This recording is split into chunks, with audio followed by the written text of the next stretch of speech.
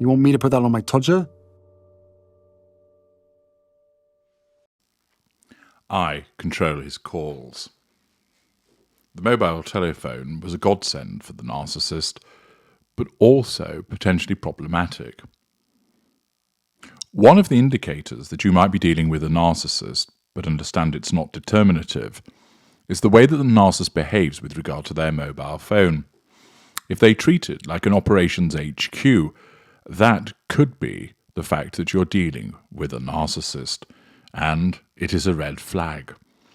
If that individual spends a lot of time on their telephone, is laughing at things but won't tell you what it is that they're laughing at, that they never leave the phone lying around, that if they do, when they place it down next to themselves, it's often face down, that it's left on silent, that they disappear, taking the phone with them, that they become agitated if they don't have the phone to hand.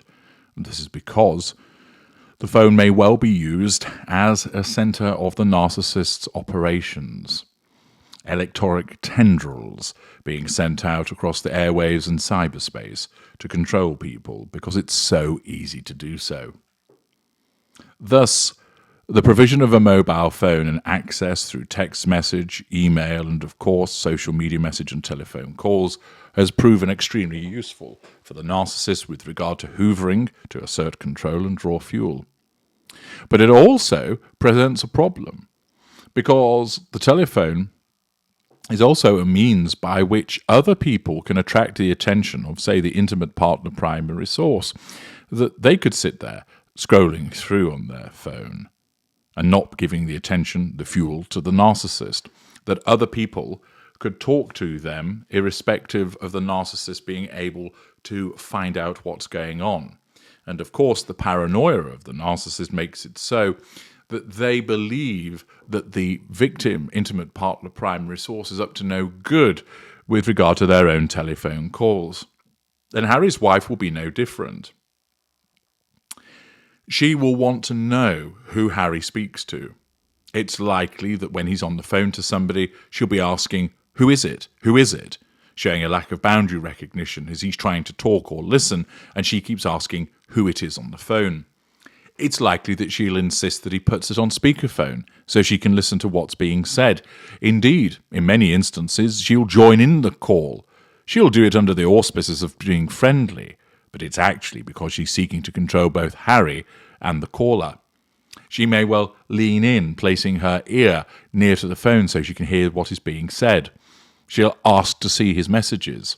In some instances, the narcissist requires that the victim provides them with the passcode so that they're able to access the telephone and scroll through when you're not there to determine who you've been talking to, who you've been messaging, what your messages say.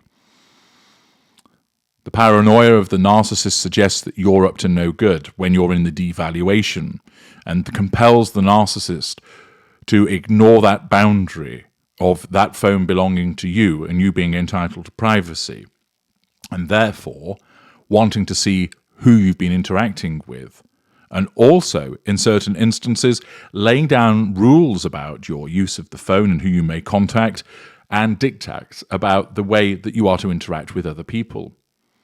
And it would appear that this is similar for Harry. Erin Keller in the New York Post reports, "Who's calling the shots?" Prince Harry, speaking with sister-in-law Kate Middleton beyond wife Harry's wife's back, is allegedly a royal no-no.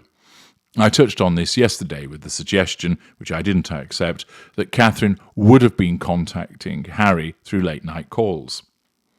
Royal commentator Kinsey Schofield evidently agrees with me, having rejected the Mirror's recent report that the Princess of Wales feels sorry for Harry and supports him through secret late-night phone calls.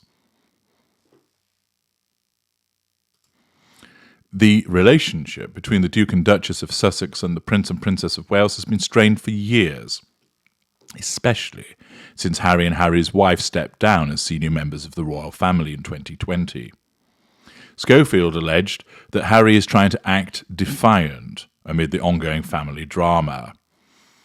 I personally don't believe that Harry would speak to Catherine privately without Harry's wife's blessing, she added. That is something on which we're both agreed. Because he's in the sustained devaluation, if he were to talk to the nemesis behind Harry's wife's back, that will be seen as a completely treacherous act, because Catherine is painted black. And it would result in Harry having the tasers applied to his pink pods, rendering them pink pancakes, and then being sent to the chicken coop. Schofield claimed that William and his wife are too laser-focused on their goals to worry about Harry and Harry's wife's hoopla, and have made it a point to distance themselves.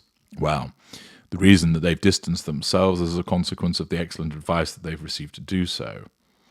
A significant amount of William's unhappiness towards Harry revolves around Harry and Harry's wife discussing Catherine so openly to Oprah and within Spare, Schofield told Fox News, referencing Harry's bombshell tell-all memoir.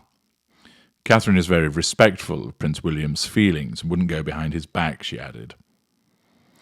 The remarks came after an unidentified source told OK Magazine that the Princess of Wales will never be able to forgive Harry's wife for the damage she caused by speaking about the royal family in a jaw-dropping sit-down with Oprah Winfrey in 2021. Kate has drawn a hard line in the sand.